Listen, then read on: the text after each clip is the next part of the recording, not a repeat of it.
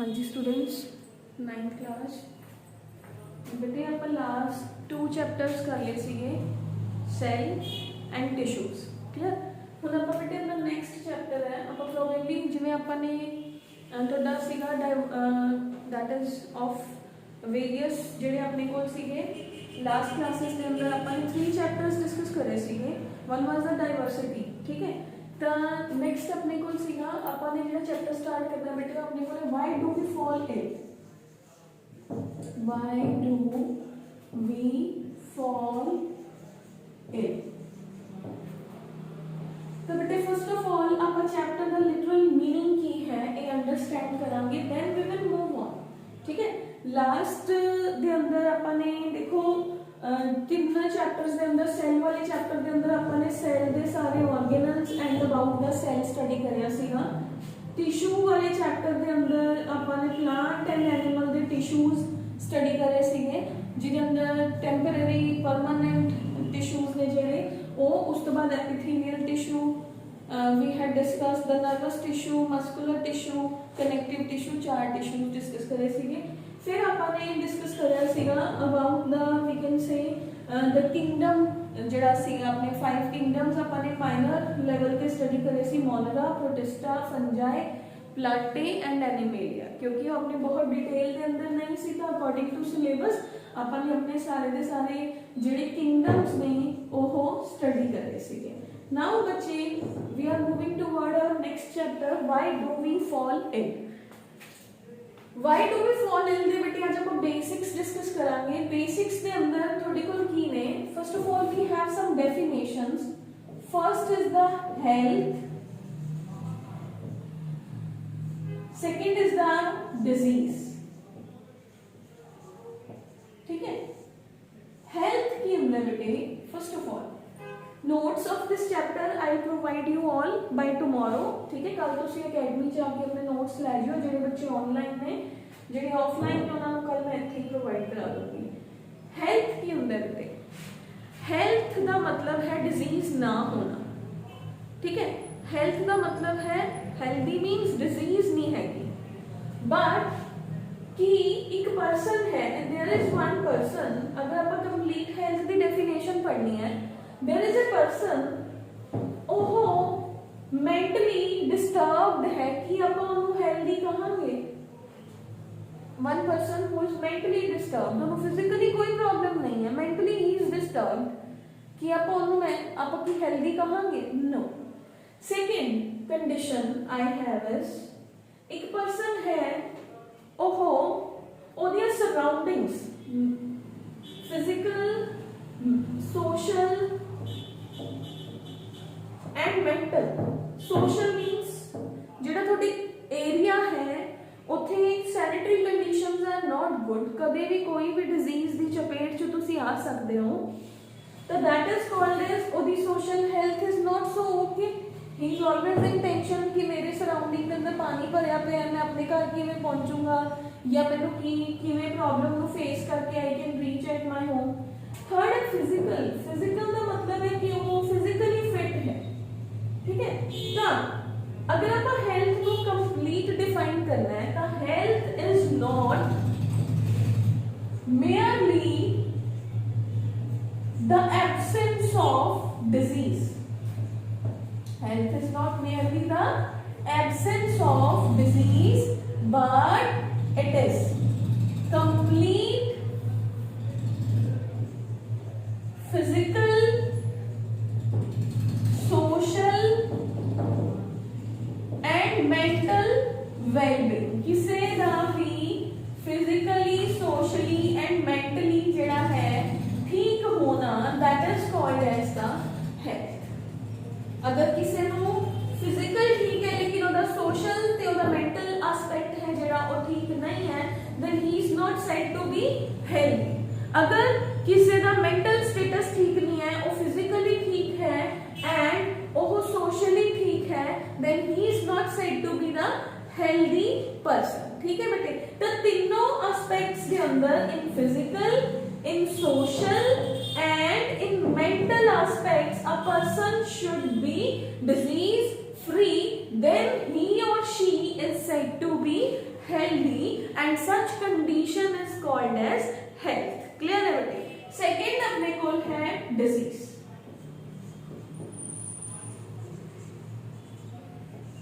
Disease की है बेटे अगेन तीनों चीजा जो किसी भी एक चीज का डिस्टर्ब होना is called as disease. Dis मतलब डिस्कम्फर्ट, कंफर्टेबल सिचुएशन नहीं है कि ईज मतलब situation. Discomfort situation is called as disease. ठीक है. डिजीज का मतलब क्या हो गया?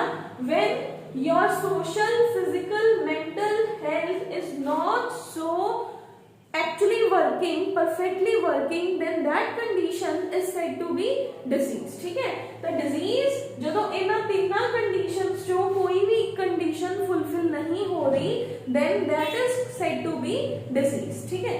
हुन बेटे क्योंकि आज हम basics कर रहे हैं, we are not moving according to the articles, we are going in the basics.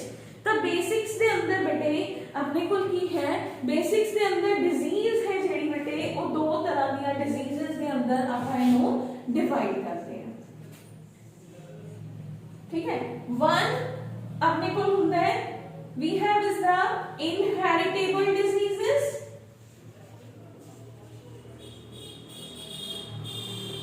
और genetic diseases. second ਹੁੰਦਾ है acquired diseases. Inheritable or diseases or genetic diseases are such diseases which are present by birth. Clear?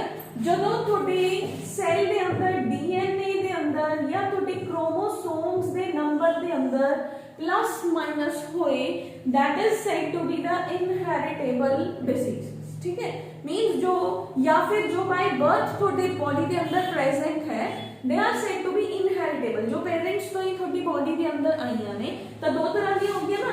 one which are related with your chromosomal number or your DNA and one ਜਿਹੜੀਆਂ ਬਾय birth ਹੀ ਤੁਹਾਡੀ body ਦੇ ਅੰਦਰ ਤੁਹਾਡੇ parents ਤੋਂ ਆਈਆਂ ਨੇ ਉਹ inheritable ਨੇ which are present by birth or which are there due to the chromosomal number and due to the problem in the DNA. ठीक है बेटे. ਹੁਣ अपने को है acquired. Acquired means which are not present by birth.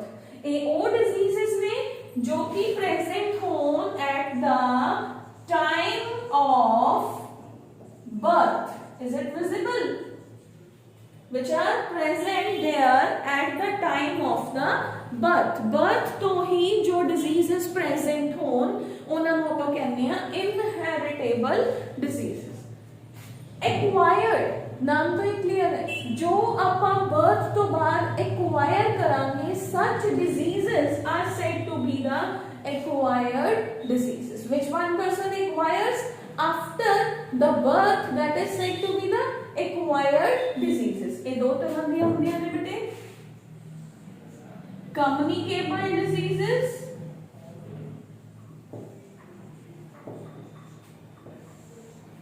and non-communicable diseases. Communicable diseases केड़ियां diseases ने? Communicable diseases are those diseases which can be transferred from one person to another person are said to be communicable diseases. I am writing over here again. अपने को communicable diseases केड़ियां diseases ने? communicable word तो clear है बेटे जो कि एक person तो दूसरे person दी body तक चली आ जाए. For example, very recently तुसी example दे सकते हो ना COVID-19. That's a communicable disease. That the social distancing, we are out a mask. That's a communicable disease. एक person तो दूसरे person को easily हो सकती है. That is why that is considered to be the communicable disease. Clear है बेटे? I am writing again. What are communicable diseases? Communicable diseases are those diseases which can be transferred from one person to another person. Which can be transferred from one person to another person. जिन्हें अंदर अपने को किया गया बेटे अपनी जिन्नियां भी infectious diseases ने. These are also known as the infectious diseases. जिमें की फॉर एग्जाम्पल अपन कॉमन जी एग्जाम्पल लेने हैं, these are also known as infectious diseases. Common example is common cold. Common example is common cold. ਇਹਦੇ ਅੰਦਰ ਕਿਹੜੀ-ਕਿਹੜੀਆਂ diseases ਆ ਜਾਂਦੀਆਂ ਨੇ ਬੇਟੇ? ਇਹਦੇ ਅੰਦਰ बहुत सारियां bacterial diseases, viral diseases, fungal diseases, they can come under this category. Why to common cold?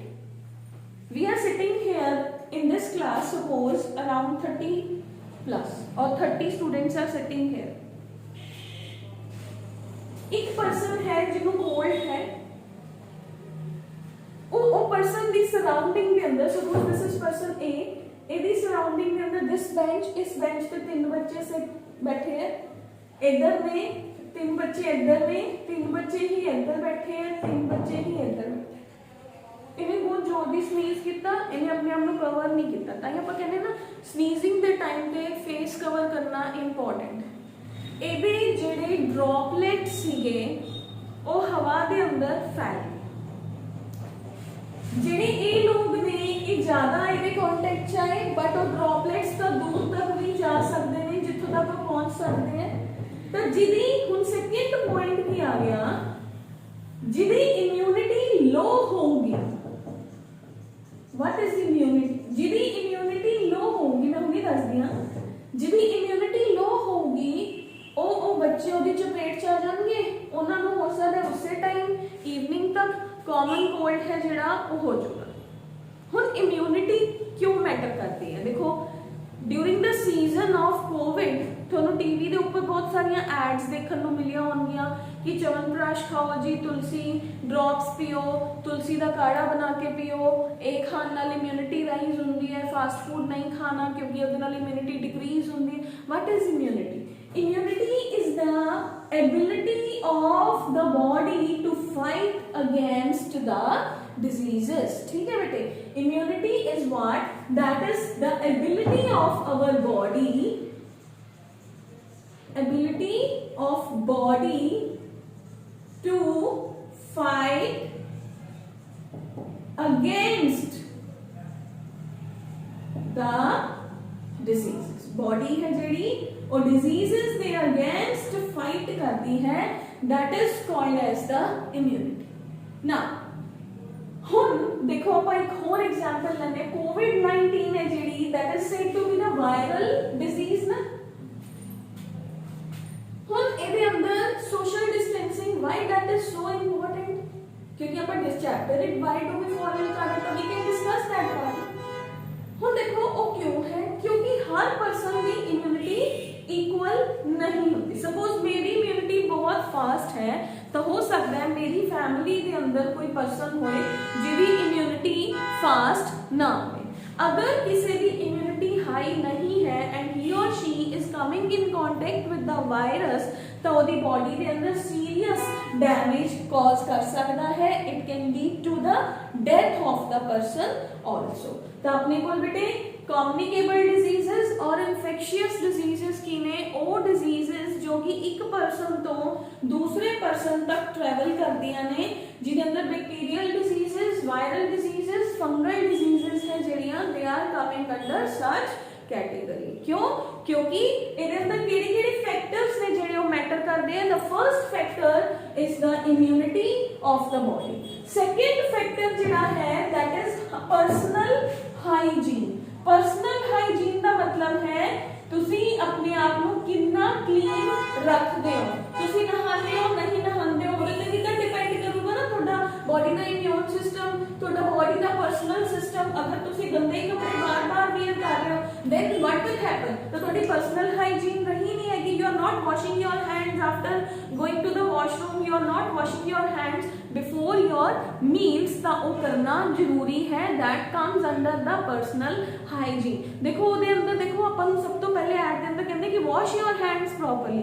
ਕਿਉਂ? ਕਿਉਂਕਿ ਆਪਾਂ ਹੱਥਾਂ ਨਾਲ ਹੀ ਦੇਖੋ आई एम स्टैंडिंग हेयर, मैंने बोर्ड ਨੂੰ भी टच ਕੀਤਾ, मैंने मार्कर ਨੂੰ भी टच ਕੀਤਾ, मैंने ਸਰਫੇਸਿਸ ਨੂੰ भी टच ਕੀਤਾ। I don't know where the virus is present, ਤਾਂ ਉਹ ਵਾਇਰਸ ਕਿਤੋਂ ਦੀ ਵੀ ਬੋਡੀ ਦੇ ਅੰਦਰ ਪੈਨੇਟ੍ਰੇਟ कर सकता है। Why to wear the mask? क्योंकि मास्क ने जेडे दैट तुसी बहुत सारी एड्स के अंदर भी देखा होगा, if two persons are wearing mask then virus दे ट्रांसफरेंस दे जेडे कॉन्सिक्वेंसेस ने वो डिक्रीज हो जाते हैं। क्लियर है बेटे?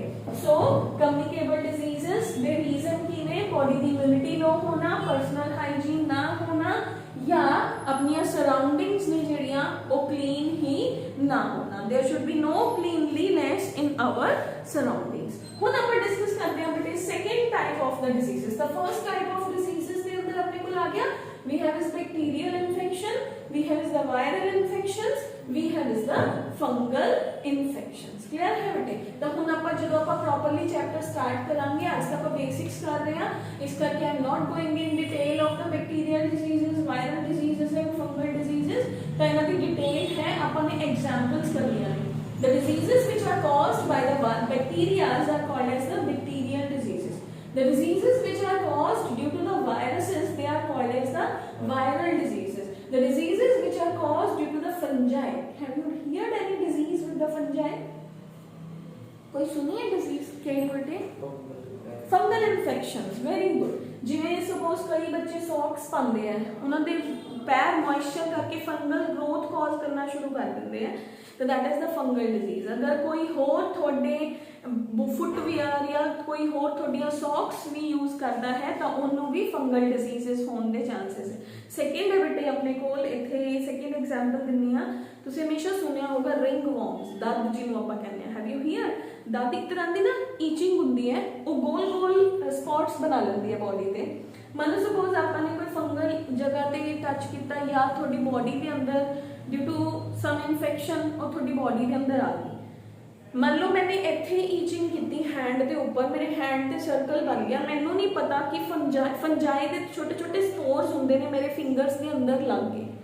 मैंने उस तो बाद मेरे हैड के ऊपर या मेरी लैग के ऊपर जिथे भी मैंने उन्होंने टच किया उत्थे ही वो फंगल इन्फेक्शन है जिहड़ी वो होनी शुरू हो जाती इवन ऑन योर बॉडी। ठीक है? तो there are so many diseases in our community, they are the communicable diseases. मैं तो सिर्फ थोनू सिंपल 2-3 डिजीजेस दसिया ने, but when we go through whole the lecture तो आप उन्होंने डिजीजेस नू डिटेल के अंदर करांगे। ठीक है?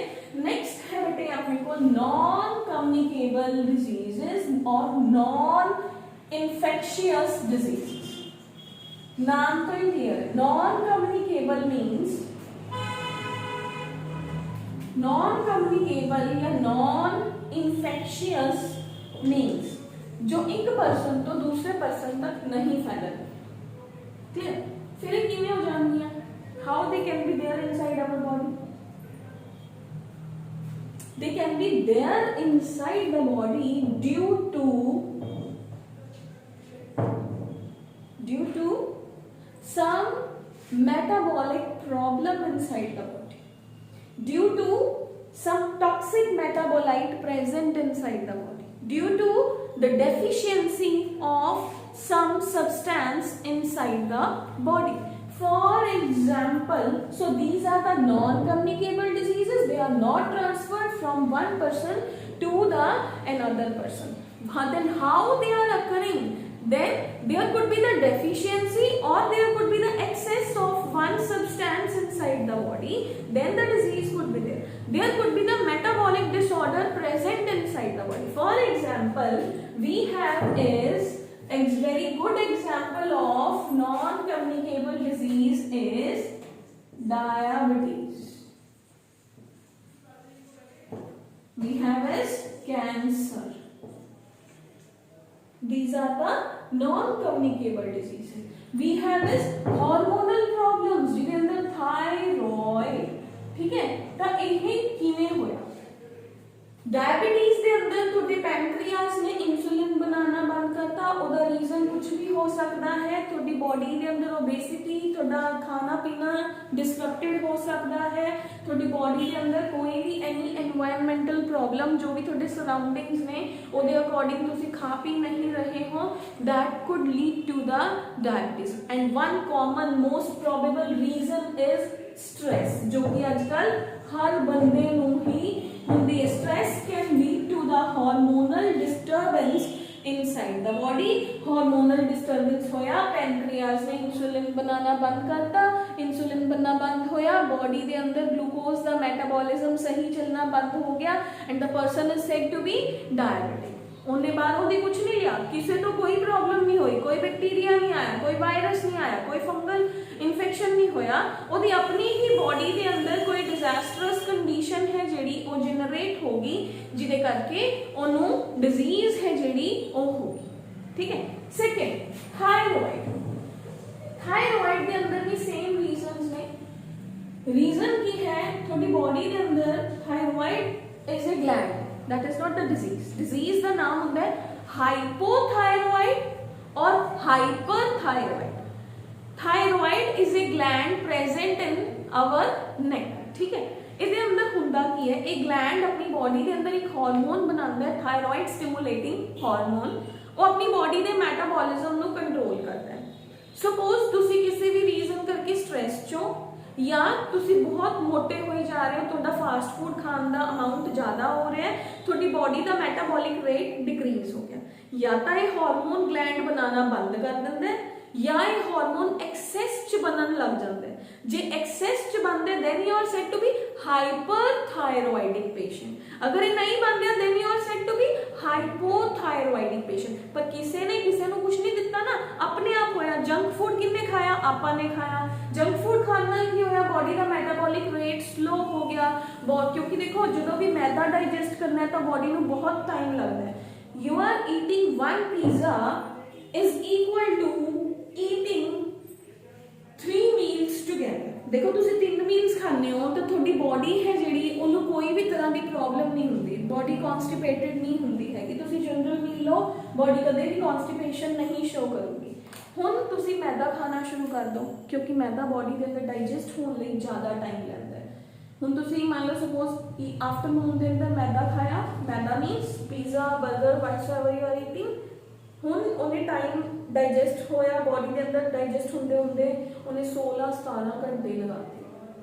16-17 घंटे मतलब थोड़ा एक मोशन थोड़ी बॉडी वेस्ट पास करती है 12 आवर्स बाद।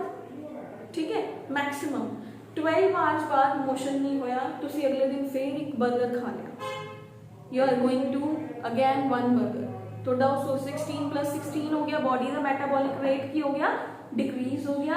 देन होली होली you could be diabetic, you could be thyroidic. थोड़ा लगता है कि नहीं मैम तो शायद झूठ बोल रहे हैं, अस तो रोज ही बर्गर खाने है ना, बच्चे अक्सर खाते हैं, अस तो रोज ही कुलचा खाने, एवं तो कदे भी नहीं होया, मैं तो ठीक रहना, मैंने तो कदे भी एवं की प्रॉब्लम नहीं आती हैगी। But when we are young, जो तुम टीन एज वाली एज छुने हो ना, when you are up to 18 years तो थोड़ी बॉडी का metabolic rate is very fast.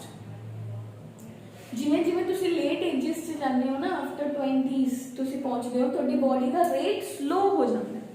जो बॉडी का रेट स्लो हो गया then there could be the problem. ठीक है, तो इथों तक तो बॉडी का रेट बहुत फास्ट होता है, उस तो बाद बॉडी अपना रेट स्लो करना स्टार्ट कर देती है। ठीक है बेटे, हुण आपां चलदे हां अपने को cancer. What is cancer? Cancer के अंदर देखो आप किसी को कुछ नहीं लिया, किसी को कैंसर है ना तो ਉਹਦੇ पेरेंट्स ਨੂੰ ਸੀਗਾ, ਨਾ ਉਹਦੇ ਬੱਚਿਆਂ ਨੂੰ ਹੈ, ਨਾ ਉਹਦੀ ਸਰਾਊਂਡਿੰਗਸ ਦੇ ਅੰਦਰ ਕਿਸੇ ਨੂੰ ਕੈਂਸਰ ਹੈ। ਤਾਂ ਕੈਂਸਰ ਉਹਨੇ ਆਪਣੇ ਆਪ ਹੀ ਪੈਦਾ ਕੀਤਾ ਹੈ ਨਾ। What is cancer? Cancer is the abnormal growth of the cells inside the body. Body के अंदर हर सेल्स ने ਜਿਹੜੇ ਉਹ लिमिटेड ग्रोथ शो करते हैं, ਉਹਨੂੰ ਕਹਿੰਦੇ हैं mitosis. The growth shown by the cells of the body, the process is called as mitosis। ਹੁਣ ਕੀ ਹੋਇਆ, बॉडी के अंदर कोई फार्मूला कोई ਜਿਹੜਾ ਸੀਗਾ फिनोमिनन गलत हो गया, मेरी बॉडी के अंदर कोई टॉक्सिक मेटाबोलाइट चला गया, मैं यूवी रेज के कॉन्टेक्ट आ गई, या मैंने कोई मेडिसिन खा ली है, मेरी बॉडी के अंदर माइटोसिस एबनॉर्मल हो गई। माइटोसिस होस abdomen.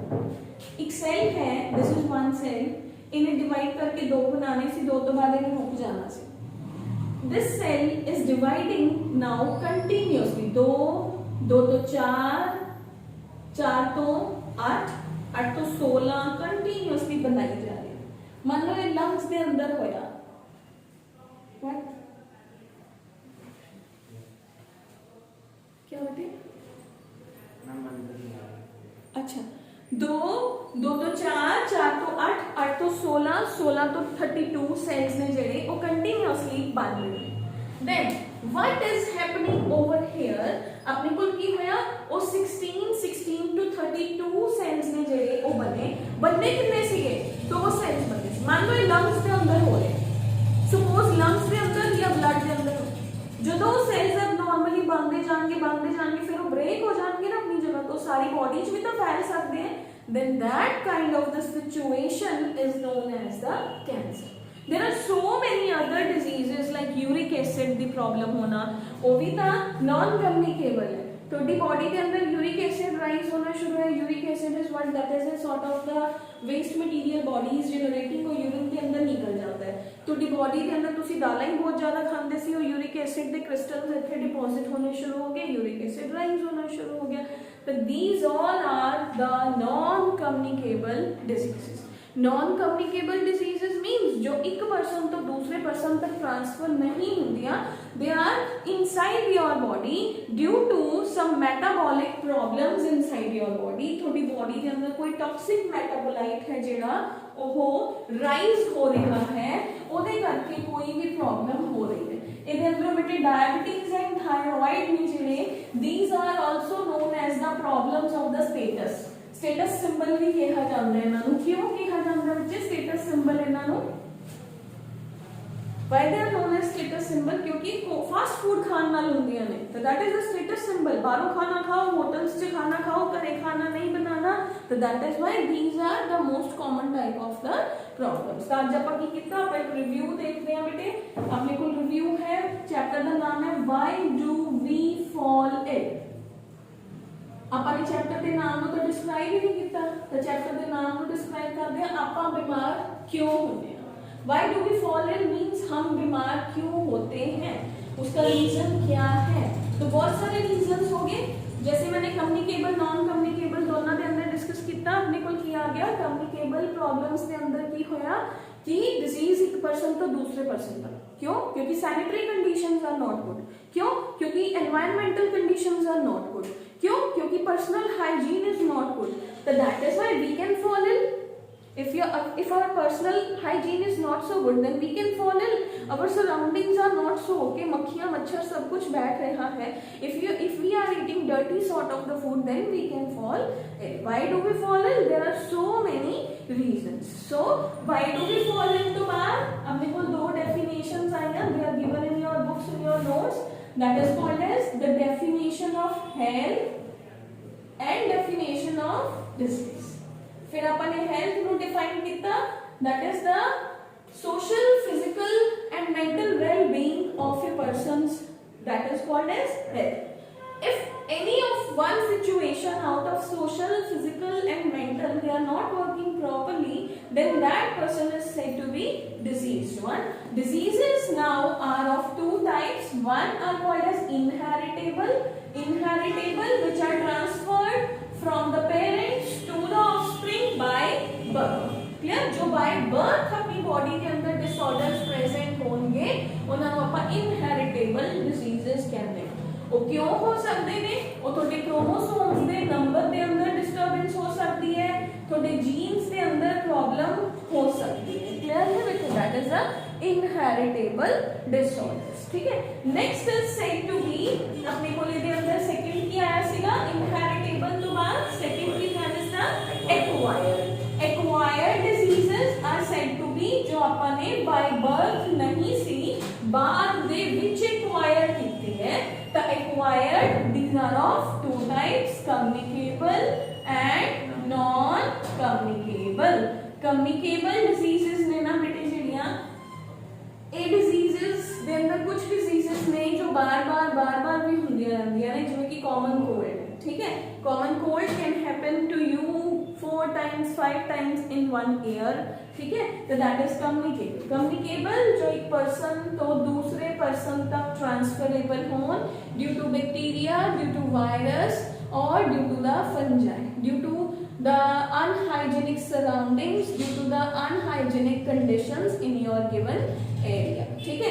non communicable, these are the disorders which cannot be passed from one person to another person. They can be there inside your body due to somehow increase or decrease in hormones of your body. They can be there inside due to no production of the hormones inside the body, due to the increased or decreased level of some of the vitamins inside the body, some of the minerals inside the body, due to the some release of the toxic metabolites by the body, ठीक है बेटे। तो they are called as the non-communicable diseases, ठीक है बेटे। Next class ਦੇ ਅੰਦਰ, ਕੱਲ ਦੀ ਕਲਾਸ ਦੇ ਅੰਦਰ ਆਪਾਂ ਹੁਣ ਚੈਪਟਰ ਦੀ ਡਿਟੇਲ ਚ ਚੱਲਾਂਗੇ। we will move from the articles of the book. So this was your class of the basics of why do we fall ill, ਅਸੀਂ ਬਿਮਾਰ ਕਿਉਂ ਹੁੰਨੇ ਆ, ਉਹਨਾਂ ਦੇ ਰੀਜ਼ਨਸ, ਡਿਜ਼ੀਜ਼ਸ ਕਿੰਨੇ ਤਰ੍ਹਾਂ ਦੀਆਂ ਨੇ, ਕੁਝ ਕਾਰਨ ਆਪਾਂ ਡਿਸਕਸ ਵੀ ਕਰ ਲਏ। And now in the next class we will move through article by article, ਆਪਾਂ ਕੋਈ ਵੀ ਆਰਟੀਕਲ ਸਕਿਪ ਨਹੀਂ ਕਰਾਂਗੇ। And one more information is there, we are left with the 3 chapters. Why do we fall ill and agriculture वाला एक chapter है बेटे अपना, that is of crop management, and the third is I think natural resources, ठीक है। तो 2 chapter ਤੁਹਾਡੇ according तो थोड़े डिलीट हो गए, ਉਹ करने ਜ਼ਰੂਰੀ नहीं है, but according to me they are important for your future। तो ਆਪਾਂ ਉਹ ਚੈप्टर्स भी डिस्कस करांगे, चाहे ਆਪਾਂ माइनॉरिटी ਤੇ डिस्कस करिए, पर ਆਪਾਂ ਪਹਿਲਾਂ why do we fall ill ਕਰਾਂਗੇ, ਫਿਰ ਆਪਾਂ ਉਹ 2 चैप्टर्स डिस्कस करांगे, then our syllabus will be okay, ठीक है। तो ਆਪਾਂ all chapters we will discuss over here, ठीक है। Thank you so much.